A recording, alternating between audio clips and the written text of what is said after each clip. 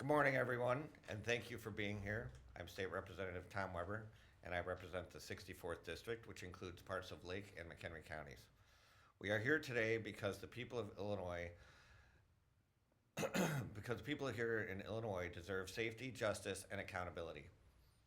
But instead, they have been handed a deeply flawed law, the Safety Act, that has failed to deliver on its promises and continues to put families at risk. The Safety Act has stripped judges of their discretion, making it harder to detain dangerous individuals before trial. It has weakened law enforcement's ability to do their jobs effectively, creating confusion and uncertainty in the legal system. And most troubling of all, it has allowed dangerous offenders to walk free, putting innocent lives in danger. One tragic example of this failure is the story of Megan Bos, a young woman whose life was cut short and whose family now faces unimaginable grief. Megan, a 37-year-old woman from Antioch, Illinois, was reported missing in February. Her mother, Jennifer, spent weeks searching for her, posting flyers and praying for her safe return. Tragically, Megan's body was discovered in April, hidden inside a garbage can behind a home in Waukegan. Jose Luis Mendoza-Gonzalez, a Mexican national and the suspect in this case, admitted to police that Megan had died in his home, and instead of calling 911, he broke her phone, kept her body in his basement for 2 days, and then moved it outside, allegedly hiding her body in a garbage can for over 50 days. Despite these horrifying details, Mendoza-Gonzalez was released from custody because under the Safety Act, the 4 felony charges against him are classified as non-detainable offenses. This means that even though he admitted to hiding Megan's body for weeks, the law did not allow authorities to keep him in custody while awaiting trial. And still not knowing what happened the last moments of Megan's life. Folks, this is not justice, and it sure as hell is not safe. Unfortunately, Megan's story is not an isolated incident. Across Illinois, families are suffering because of this broken Safety Act. Criminals awaiting trial are being released back into our communities, repeat offenders evade accountability, and families like Megan's are left wondering if justice will ever be served. Imagine this was your child. Imagine finding out your daughter was thrown into a garbage can, drenched in bleach, left in somebody's backyard for nearly 2 months. And that person was let out of jail without electronic monitoring. Megan's body was in a bleach-filled trash can for 51 days. Jose Mendoza-Gonzalez put her there and was in jail for 2 nights. Would you feel that justice was served? I urge my colleagues in the legislature to act now, to fix this broken system before more families and communities are victimized. Megan Bos's family is here to tell their story. We are here to lift her up and help her mother, Jennifer, tell her story. We talk a lot about the real-world consequences of policies passed here in Springfield, but we want you to hear firsthand the important consequences of these poor policies. And with that, I'd like to pass it along to Megan's mother, Jennifer.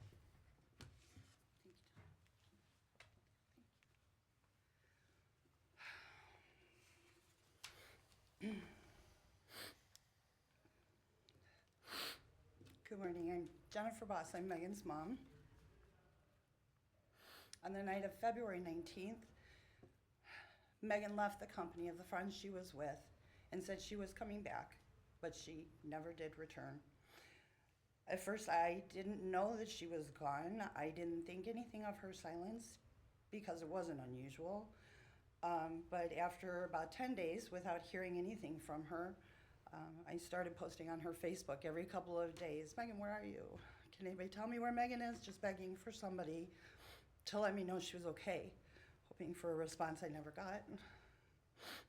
One day, one of her friends called me and said, you know, we've all been looking for Megan too. And my heart sank because I knew something was wrong. Thank you. I reported Megan missing on March 9th, and for the next month, I hardly slept. We searched day and night along with friends and families, volunteers that we didn't even know, a lot of them. We passed out 1,500 flyers, and they went from northern Wisconsin all the way to southern Chicago. Social media exploded. There were posts and ads everywhere. The news even briefly picked up the story. I really believed that with everybody's hard work, we were going to be able to find her.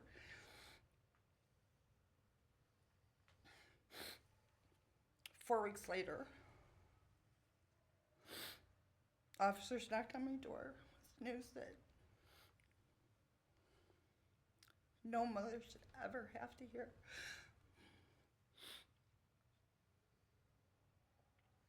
They found Megan, and she was an angel.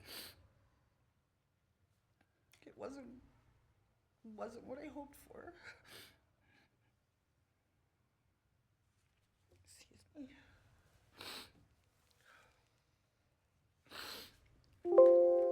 The man who admitted to being with Megan that night said she had taken some unknown drugs, and when he returned to the room a few minutes later, she was gone. Instead of calling 911, he wrapped her in a blanket and he hid her in his basement for 2 days. Then he placed her in a garbage can and took her outside, where he kept her for 51 days. He said he was scared. He destroyed and got rid of her phone. He poured bleach on her.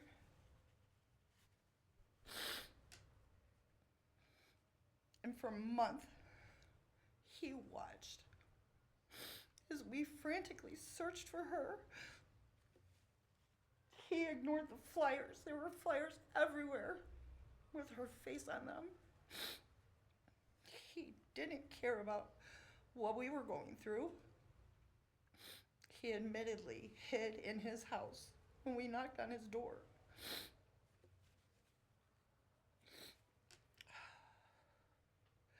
Luis Mendoza-Gonzalez had 51 days to do the right thing, but he didn't. He confessed to all of these things, and still, due to how his charges are classified under the Safety Act, he was released the next morning without bail or monitoring.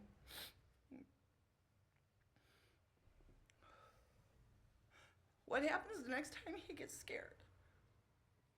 What's he going to be willing to do? We are still waiting for answers today. I don't know how my daughter died. I don't know what's going to show up on the toxicology report. I don't know what went on the last few minutes of her life.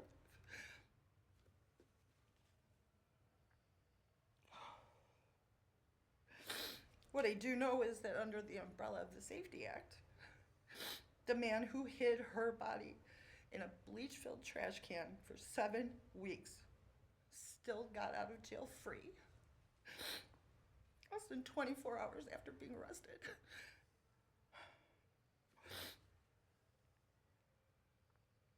We never got to see her again. We never got to hold her hand or give her just one last kiss goodbye. He robbed us of that. He very literally treated her like garbage. And he may have destroyed the very evidence that could explain her final moments to us. And that should matter. It should matter. Megan mattered. Thank you.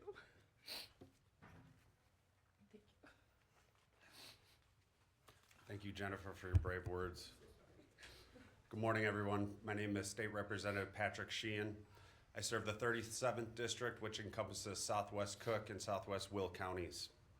I stand before you today not only as a member of the Illinois House of Representatives, but as someone who has spent the past 18 years serving and protecting families. I have dedicated my career to law enforcement, responding to calls, witnessing firsthand the aftermath of violent crimes, and doing everything in my power to keep families safe. I wish we weren't here today talking about another tragic loss. Laws should work for the people, not against them.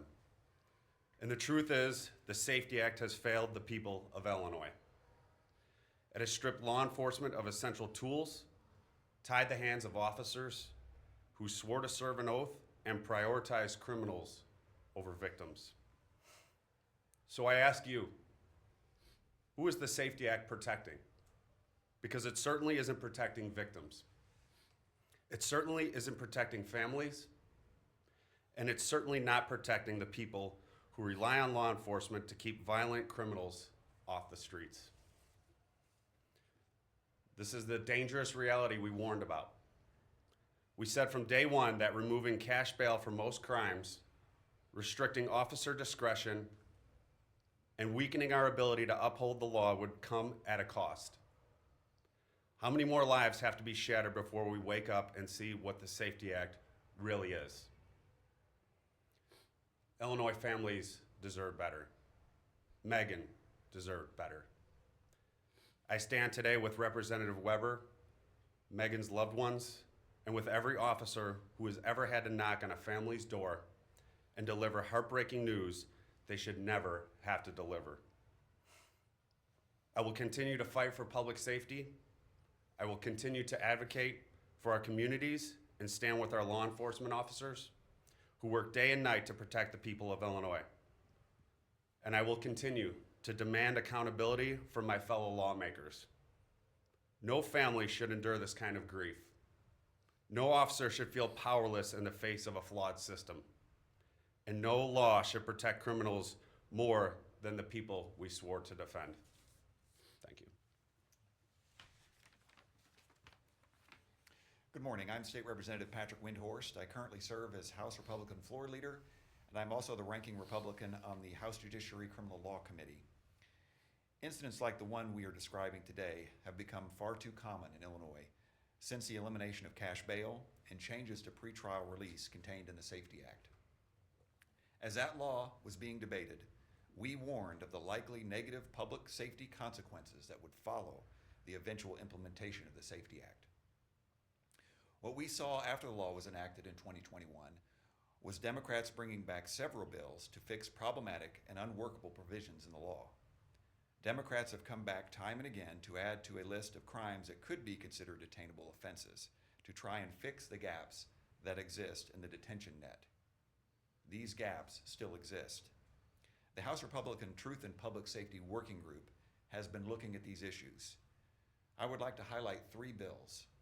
House Bill 1482 expands the detention net to include all felony offenses.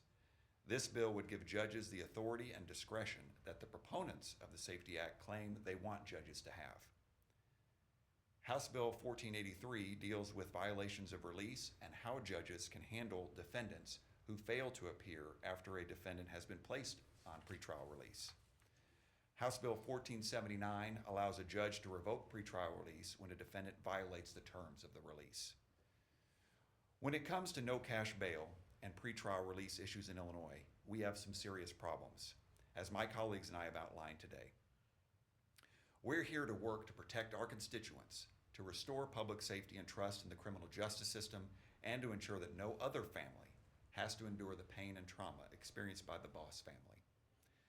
With that, I'll open it up to questions. Condolences. The loss is just horrifying to hear about. So sorry about that. Do we know the status of the assailant here? Is he, in the country still? I did find out yesterday that he has been reporting to pretrial, so he is here. I did not know that until just yesterday.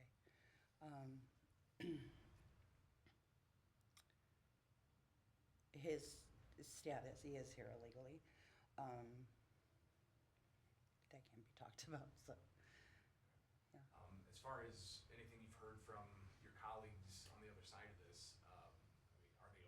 this? You said that they passed legislation before to try to do this. It hasn't advanced all the way, but I mean, what's it gonna take to have those conversations and get something done before May 31st? We have not seen anything come forward in the Judiciary Criminal Committee. I've had conversations individually with lawmakers on the other side of the aisle, and they realize there's problems and believe those problems need to be corrected. It's just a matter of holding hearings, considering legislation, and passing it. You know, we have had subject matter hearings in a number of committees, including this committee. I believe we should be listening to people who have this experience, considering this legislation, and making the right changes. We're gonna hear a little bit later on from Representative Buckner and Senator Turner, I believe, about, you know, following up legislation from the Sonia Massey incident. Where's the balance here, right? I mean, because the assailant there, the accused there is fighting to get released pre-trial, right?